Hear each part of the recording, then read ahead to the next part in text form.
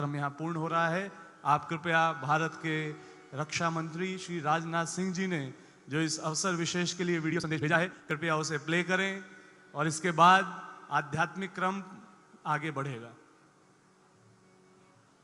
आदरणीय डॉक्टर चिन्मय पंडे जी, एवं उपस्थित देवियों व सज्जनों, सबसे पहले मैं परम वंदनीय माता जी, जिनकी आज हम जन्मशती मना रहे हैं, आदरणीय गुरुदेव जी, जो गायत्री परिवार रूपी आध्यात्मिक आंदोलन के प्रणेता रहे हैं, और अखंड ज्योति, जो एक सदी से भारत की सांस्कृतिक और आध्यात्मिक चेतना को प्रकाशित करती आ रही है, को मैं सादर नमन करता हूँ और आप सभी साधकों को इस महोत्सव की हार्दिक बधाई देता हूँ। देवी और सज्जनों, गायत्री परिवार ने जिस प्रकार से पूरे विश्व में विचार, संस्कार और सेवा का दीप जलाया है, वह सचमुच अद्भुत है। गायत्री परिवार ने यह सिद्ध किया है कि आध्यात्मिकता का महत्व पूजा पाठ तक सीमित नहीं है, बल्कि वह समाज निर्माण का सबसे सशक्त माध्यम है। शिक्षा, स्वास्थ्य, पर्यावरण, नारी सशक्तिकरण, युवा निर्माण, संस्कार निर्माण, इन सब क्षेत्रों में आपने जिस तरह से कार्य किया है, वह समाज के प्रति आपके दृढ़ संकल्प को दर्शाता है। दुनिया के कोने कोने से लोग आपके पास आते हैं, साधना करते हैं, सीखते हैं और फिर अपने अपने क्षेत्र में जाकर समाज को जोड़ते हैं। ये सारी चीजें देखकर मन अपने आप कह उठता है, समाज के लिए जो आप सबका संकल्प है, उसे और मजबूती मिले, उसे और शक्ति तथा पहचान मिले। देवी और सज्जनों, गुरुदेव पंडित श्री राम शर्मा आचार्य जी और माता जी ने जिस युग निर्माण का सपना देखा था, वह आज आप सभी के माध्यम से साकार हो रहा है। जब मैं आपके कार्यों को देखता हूं, तो लगता है कि यह केवल भारत के लिए नहीं, पूरे विश्व के लिए आशा का दीपक है। आप सब तो जानते ही हैं कि आज दुनिया अनेक संकटों से गुजर रही है। तनाव, हिंसा, अवसाद, स्वार्थ और टूटते रिश्तों के बीच जूझती इस दुनिया में गायत्री परिवार के कार्य मानवता को फिर से जोड़ने का कार्य है। आपने देव संस्कृति विश्वविद्यालय के माध्यम से लगातार समाज को दिशा देने का कार्य किया है, हमारी संस्कृति को समृद्ध करने का कार्य किया है। आपके विश्वविद्यालय के तो नाम में ही इसका उद्देश्य छिपा हुआ है।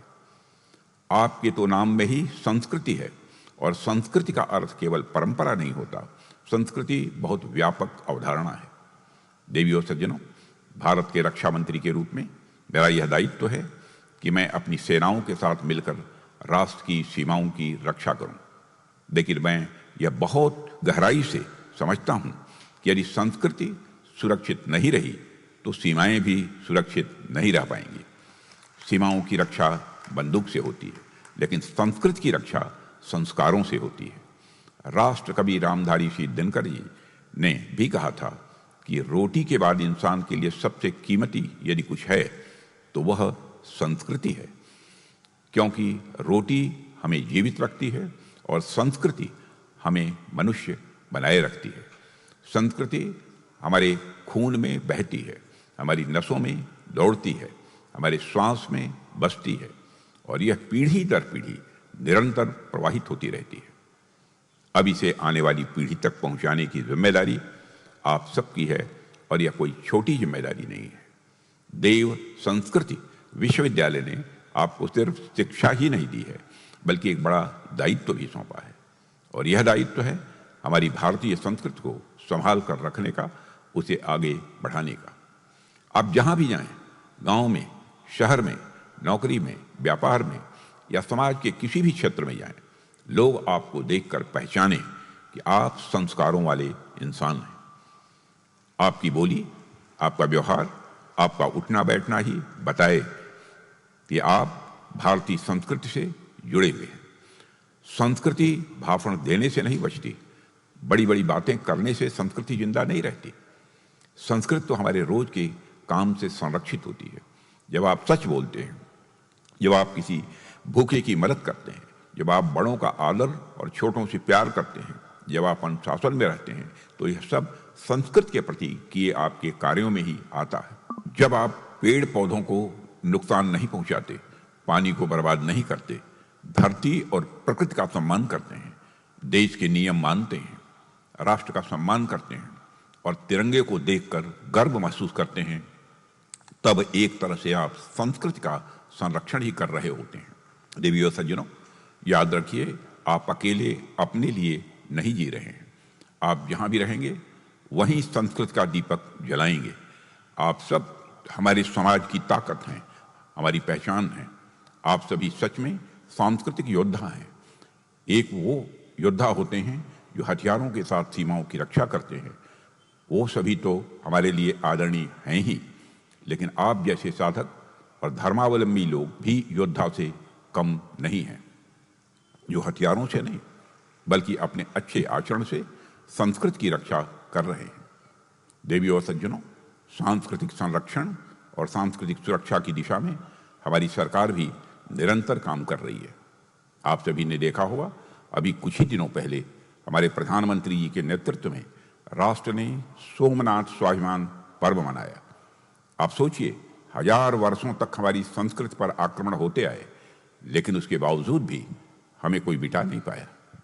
बर्बर सभ्यताएं हमारी संस्कृति को नष्ट कर देने के लिए आईं, लेकिन आज देखिए कि वो तमाम सभ्यताएं नष्ट हो चुकी हैं, जबकि हमारा ध्वज गर्व के साथ आसमान में लहरा रहा है। हमारी सरकार ने यही प्रयास किया है कि हमारा यह सांस्कृतिक ध्वज कभी न झुके। इसके कुछ उदाहरण यदि मैं आपको दूं तो आप देखिए कि सरकार के प्रयासों से उज्जैन में बाबा महाकाल के क्षेत्र में भव्य कॉरिडोर्स का निर्माण किया गया। विश्व की प्राचीनतम नगरी ज्ञान नगरी काशी में बाबा विश्वनाथ धाम के परिसर के पुनरुद्धार का कार्य कर सरकार ने बाबा विश्वनाथ के चरणों में श्रद्धा के सुमन अर्पित किए।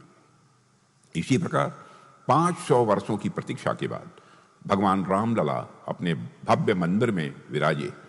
ऐसे ही अनेक उपक्रम सरकार द्वारा किए जा रहे हैं जो हमारी संस्कृति और परंपरा से जुड़ी चीजों को सहेजने और सुरक्षित रखने का कार्य कर रहे हैं। देवी और सज्जनों, आप सभी सांस्कृतिक योद्धा भी हमारे प्रयासों में कदम से कदम मिलाकर चल रहे हैं। मैं देखता रहता हूं कि आपके यहाँ से विदेशों तक में लोग जाते हैं, वहां जाकर हमारी योग संस्कृति का प्रचार प्रसार करते हैं और मुझे यह भी बताया गया कि आप लोग दूसरे देशों में भी हमारे रिचुअल्स को फैलाते हैं। कृण्वन्तो विश्वमार्यम का सिद्धांत जो हमारे पूर्वजों ने हमें दिया था, आपने उसके अनुसार दुनिया को आर्य बनाने की दिशा में, सुसंस्कृत बनाने की दिशा में कार्य किया है। देवी और सज्जनों, हमने संकल्प लिया है कि 2047 में जब भारत विकसित राष्ट्र बनेगा तो वह अपनी संस्कृति के साथ बनेगा। राम की संस्कृति, कृष्ण की संस्कृति, बुद्ध की संस्कृति, महावीर की संस्कृति, शंकराचार्य की संस्कृति, यह सब हमारी पहचान है। यह समय गंगा और गायत्री के संरक्षण का है। यह समय है कि हम अपने पूर्वजों के ज्ञान को फिर से समझें और अपनाएं। हमें अपने भास्कराचार्य को याद करना होगा जिन्होंने गणित को नई ऊंचाई दी। हमें अपने वराह मिहिर को याद करना होगा जिन्होंने खगोल विज्ञान को दिशा दी। हमें अपने सुश्रुत को याद करना होगा जिन्होंने शल्य चिकित्सा की नींव रखी। हमें अपने शरक को याद करना होगा जिन्होंने आयुर्वेद को जीवन दर्शन बनाया। हमें अपने कणाद को याद करना होगा जिन्होंने परमाणु सिद्धांत दिया। हमें अपने आर्यभट्ट को याद करना होगा जिन्होंने पृथ्वी की गति समझाई। हमें अपने पाणिनि को याद करना होगा जिन्होंने व्याकरण को विज्ञान बनाया। हमें अपने पतंजलि को याद करना होगा जिन्होंने योग को विश्व को दिया। हमें अपने कालिदास को याद करना होगा जिन्होंने साहित्य को एक नया आयाम देकर उसे अमर कर दिया। देवियों और सज्जनों, संस्कृति की रक्षा केवल सरकार का दायित्व नहीं है, बल्कि यह प्रत्येक नागरिक का दायित्व है। जब हम प्रकृति का सम्मान करेंगे, जब हम नारी का सम्मान करेंगे, जब हम गुरु का सम्मान करेंगे, जब हम राष्ट्र को प्रथम मानेंगे, तब संस्कृति सुरक्षित रहेगी। आज देव संस्कृति विश्वविद्यालय का यही संदेश है। आप सभी इस संदेश के वाहक हैं। यह आपकी पीढ़ी का समय है, यह आपकी जिम्मेदारी है। मैं आप सभी से यही निवेदन करना चाहूँगा कि जिस श्रद्धा, जिस अनुशासन और जिस सेवा भाव से आप कार्य कर रहे हैं, उसी भाव को बनाए रखें।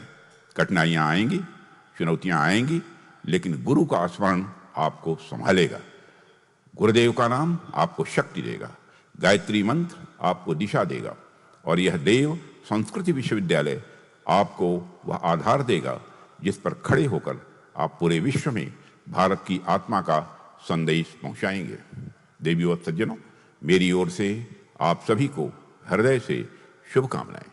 आप इसी तरह चरई वेद की भावना के साथ चलते रहें, आगे बढ़ते रहें, मुस्कराते रहें, सेवा करते रहें और भारत को फिर से विश्व गुरु बनाने के इस महायज्ञ में अपनी आहुति देते रहें। इन्हीं शुभकामनाओं के साथ और पूज्य गुरुदेव और माता जी को नमन करते हुए मैं अपनी बात यहीं समाप्त करता हूं। आप सभी को बहुत बहुत धन्यवाद।